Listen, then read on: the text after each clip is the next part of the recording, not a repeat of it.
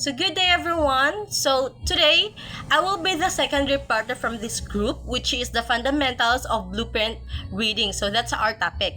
But this application of conversion to real life situation. So mao na ako ang i-discuss today.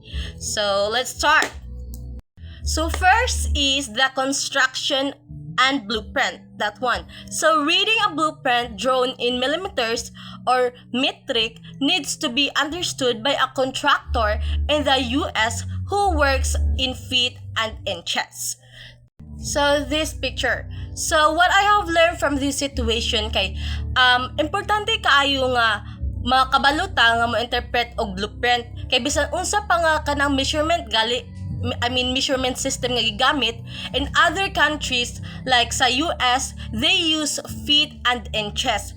Pero sa ubang lugar, especially sa mga kanang kuan gali sa mga uban nga countries nga nagamit sila og kanang kuan jud kanang metric system kay millimeters or meters man ang ilang gigamit. So kung ang contractor sa US makadawat sa makadawat og blueprint nga kanang naka millimeters, kinahanglan jud siya nga kabalo mo convert og convert og musabot sa mga measurement para dili magkamali sa construction kay gamay lang nga kanang sayop sa conversion dako na kaayong epekto sa project nga ilang gihimo. So in short guys, I learned nga kani nga dapat nga flexible nga open-minded ta labi na kung magtrabaho ta intentionally knowledge sa both system makatabang para mas ma-accurate ug mas successful ang kanagaling construction project nato. Mao na siyang pasabot. The second one is the travel and navigation. So distance may be given in kilometers in most countries. So pareha ni nga pictures kani. So what I have learned from that situation kay most countries outside the US nagamit sila og kanang kilometers instead of miles. So when talking about distance, so kung mag-travel ka intentionally, especially sa Asia or sa Europe, so kinahanglan kabalo ka nga mo convert between miles and kilometers para dili ka maglibog sa distance or pag-travel sa time. For example ang sign nga nag-ingon nga kanang 50 kilometers. For example, sa 50 kilometers, dapat kabalo ka nga ang 31 miles nga sa 31 miles ra na roughly. So simple pero importante nga skill labi na kung nag-drive ka or nag-plan og trip. So in short, ako na learn ani nga understanding different measurement system in travel helps avoid confusion and makes navigation easier. Dapat flexible ta o kabalo mo adjust depende sa kanang country nga atong gitravelan. Mao na siya. So the third one is the cooking and household. Used recipes online may use grams and letters or metric or ounces and cups or English. So sa kanay nga situation jud kay when cooking or following recipes online, lahi ang ato ang measurement.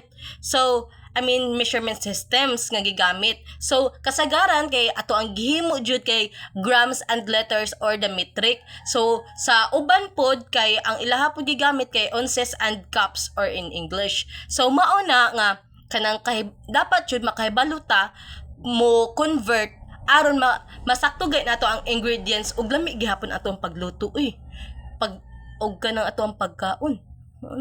Sama na siya. So it's important to understand both systems para dili pod galita masayop sa timpla ug ma-achieve gyapon nato ang perfect nga recipes. Mao na siya ang pasabot. So next is the fourth one. So health and fitness. Doctors and gyms may use kilograms or body weight while some countries use pounds or lb. So in health and fitness, ang body weight pwede masukod in kilograms or LB, which is pounds. So depende ka po na sa country. So mo anang kinahanglan kabalo ta mo convert between the two para masabtan nato ang saktong weight o ang progress. So knowing both sides, knowing both systems help us track our fitness goals correctly and communicate better with doctors or trainers. Mao na. So last one is the science and engineering. Many scientific instruments measure in metric units, but equipment in the US may use English units. In science and engineering, most instruments good kay ilagigamit jud kay kanang metric and units like meters and kilograms. Unya pero sa US man jud kay kasagaran ilaha jud gigamit man jud kay mao tong English units like feet and pounds. Mao nang kinahanglan jud dapat kay bawo jud ta mo convert kanang og mosabot sa duha ka system para sakto gali ato ang result nga ug wala sa joy kanang sa ato ang pag-measurement ba. So that's why we need to understand both helps ensure accuracy and consistency in experiment and projects. So that's all guys. I hope you have learned from this sa akong gipang tabi. So thank you for watching. God bless us all.